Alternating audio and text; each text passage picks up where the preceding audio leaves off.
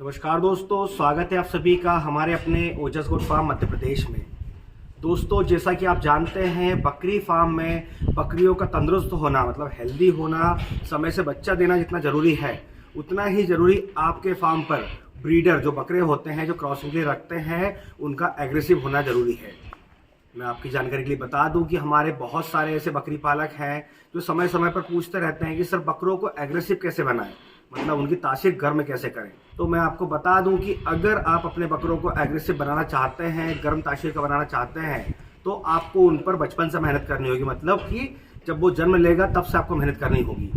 अब जैसे कि कुछ बकरी पालक बताते हैं कि सर हमने मंडी से बाजार से बकरा खरीद कर लाए हैं, वो एडल्ट है पर वो बकरी क्रॉस नहीं कर रहा है, बकरी हीट पर भी है पर वो कूद नहीं रहा, मतलब कि वो उसे गाभिन नहीं कर पा रहा है। कुछ बकरे क्रॉस कर देते हैं पर कंसीव नहीं कर पाती बकरियां। तो ऐसा क्यों होता है? ऐसा होने के पीछे यही कारण है कि बकरे का जो सीमन होता है वो पावरफुल नहीं होता है। तो जैसा कि मैंने आपको बताया कि आप अगर मंडी से बकरा लेकर आते हैं और सोचते हैं कि हम उसे तैयार कर लेंगे, मतलब कि एग्रेसिव बना लेंगे, गर्म कर लेंगे, कि वो गर्म तासीर हो जाएगी और हमारे फार्म को आगे बढ़ाएगा, तो वो पॉसिबल नहीं है।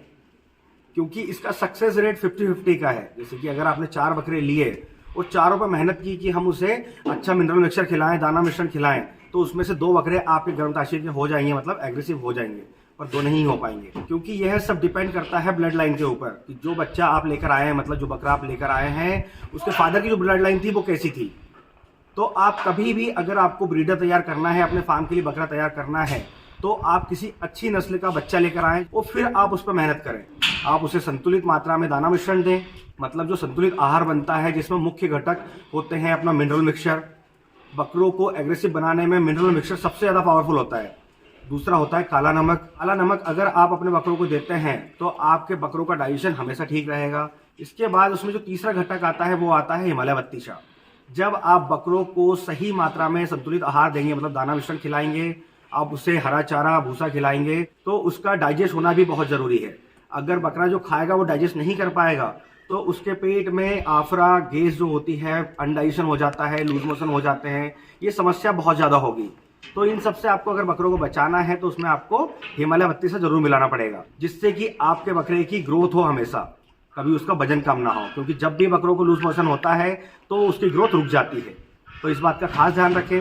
इसके अलावा अगर हम बात करें दाना मिश्रण की, तो दाना मिश्रण जब भी आप बनाएंगे अपने उन बकरों के लिए जिन्हें आप एग्रेसिव बनाना चाह रहे हैं, तो उनके दाना मिश्रण में सबसे ज़्यादा मात्रा प्रोटीन और कार्बोहाइड्रेट की होनी चाहिए। जब आप उन्हें सही मात्रा में प्रोटीन देंगे, कार्बोहाइड्रेट देंगे, तो उनकी ग्रोथ बहुत अच्छी होगी और बहुत ज़्यादा एग्रेसिव भी होंगे। इसके अलावा हमारा जो सबसे मेन काम होता है बकरों की समय से डिवर्मिंग। जैसे ही बच्चा 15 दिन का हो, आप उसकी पहली बार डिवर्मिंग कर दें और उसके अगले दिन लीवर टॉनिक देना चालू करें। तो ये मेन काम तो आपको करना ही है। इसके बाद आपको हर महीने में 10 दिन आपको उसे कैल्शियम देना है। आप चाहे तो घर पर बना कर दें, चाहे तो मार्केट से लेकर आएँ। इसके अलावा आपको हर महीने 10 दिनों से मल्टीविटामिन देनी है। तो ये 4 काम आपको जरूर करने हैं। आपको अपना फार्म अगर चलाना है, आगे बढ़ाना है, तो एग्रेसिव ब्रीडर रखने होंगे, जिससे कि अगर वो दिन में 3 बकरी या 4 बकरी भी क्रॉस करें तो उसका भी 100% सक्सेस रेट आना चाहिए। तो जैसा मैंने आपको बताया कि अगर आप एक एग्रेसिव ब्रीडर तैयार करना चाह रहे हैं तो एक छोटे बच्चे पर मेहनत करें, बाजार से लाए हुए बकरे पर मेहनत ना करें। आपकी मेहनत बेकार जाएगी और आपका पैसा भी बर्बाद होगा।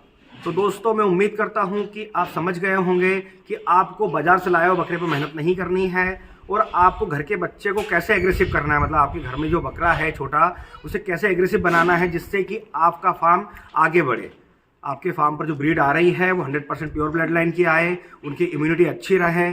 अगर उनकी इम्यूनिटी पावरफुल नहीं होगी तो आपके बच्चे बीमार होंगे और बकरी के बच्चे सर्वाइव नहीं कर पाएंगे और आपके यहाँ पर मोर्टेलिटी परसेंटेज बहुत हाई होगा।